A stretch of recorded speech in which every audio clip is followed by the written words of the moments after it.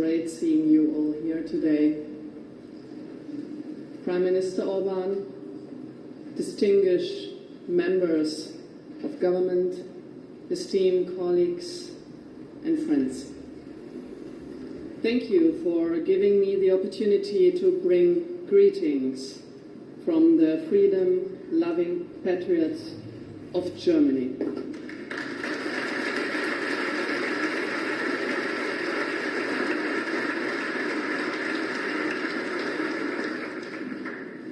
It's my honor to address you as the chair of the Alternative for Germany, the leading patriotic opposition party in Germany, the second strongest political force nationwide, and the next ruling party.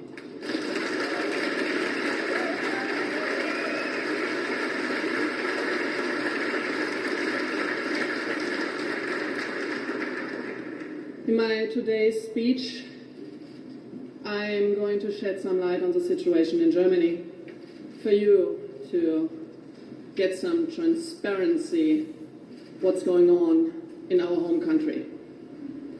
Our legacy media and establishment politicians fear us like no other party, with good reason.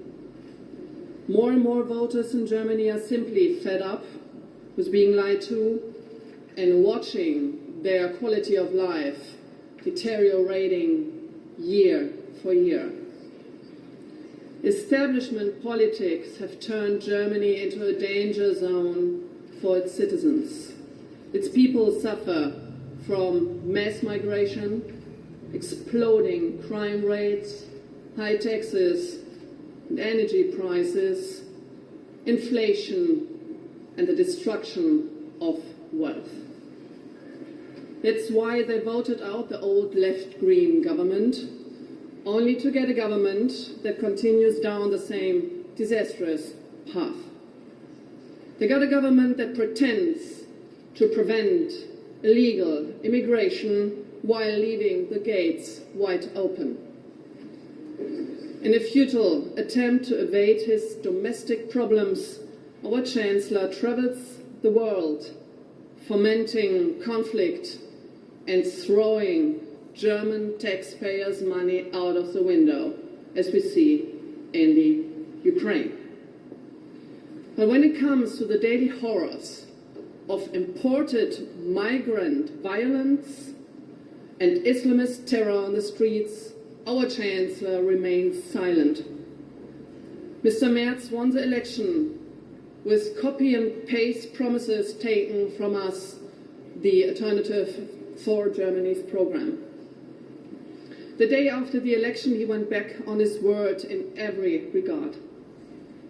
He sold his soul to the leftists and kept them in power in exchange for being elected Chancellor himself. Desperately clinging to power by all means has become the primary concern of our establishment politicians. Driven by panic, they bend laws, manipulate the Constitution, and eliminate the fundamental rights of the parliamentary opposition in order to prevent a democratic transfer of power. The current government continues a war on free speech, started by its predecessors. They attempt to silence critical voices by framing them as right-wing and extremist. Under the pretext of fighting hate speech and disinformation, legitimate opinions are being criminalized. And finally, there is our domestic intelligence service, the so-called Office for the Protection of our Constitution. In reality, it is nothing but a service for protecting the establishment's dwindling power. When it comes to regular intelligence work, uncovering terrorists and preventing terrorist attacks, this office is a complete failure. Instead of attending to the proper task, They spy on the opposition with one goal in mind: to denounce the AfD as an enemy of the Constitution and fabricate a pretext for outlawing our party. Let's be clear, and this is what we want you to know, what we want the world to know what's going on in Germany. Influential politicians in Germany have their mind up on banning the strongest opposition party, on banning us, the alternative for Germany. They would eliminate a political force which will soon form the government in several East German regions. Furthermore, they want to ban a party and has caught up with and overtaken the Chancellor's party itself. It is grotesque, it is authoritarian, and yet this is the path they pursue, but they will not prevail. They will not prevail.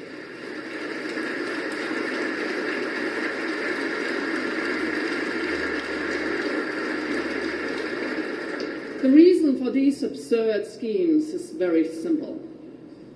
Only by excluding our party from government can the woke leftist elites cling to power against the will of the majority.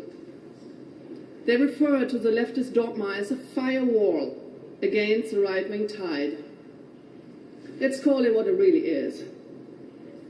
It is a panic room of an anti-patriotic, woke establishment that is running scared. In their panic,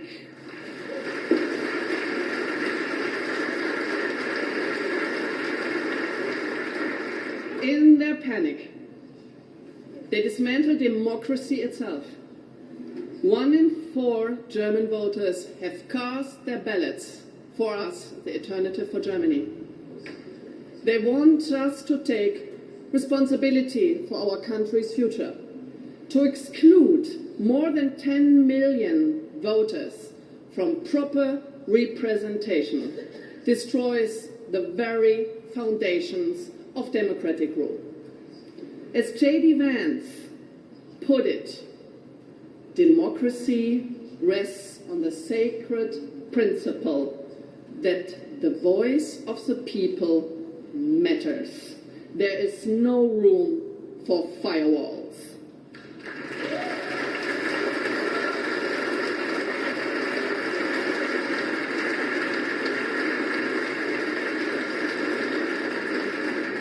Thank you, Mr. Vice President, for these words in your magnificent speech on the Munich Security Conference.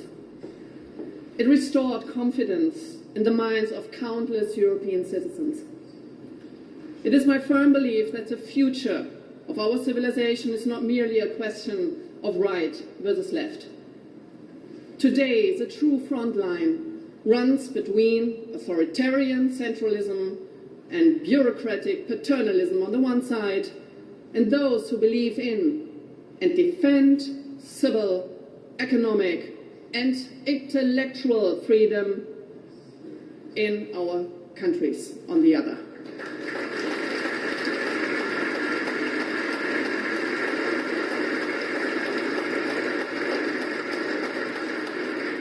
The wind of change is blowing strong in Europe and in the Western world. The future belongs to free, patriotic citizens and sovereign nations.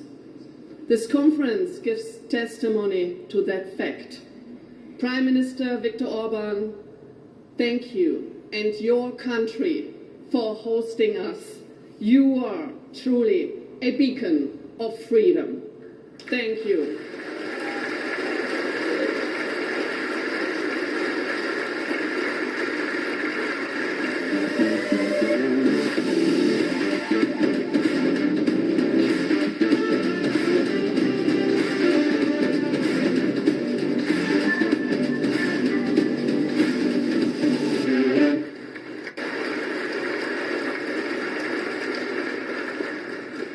patriots, and we stand steadfast on the side of freedom.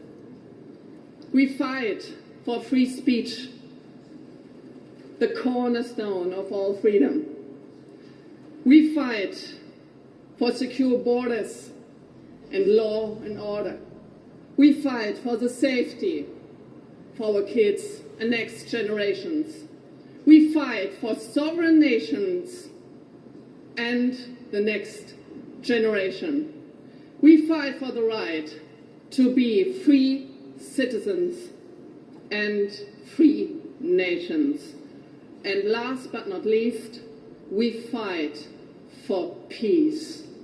In the Ukraine, with Russia,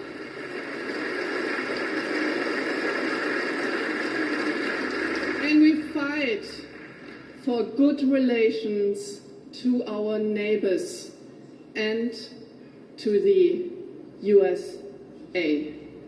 Let's make Europe great again together. Thank you so much for having me here. Thank you.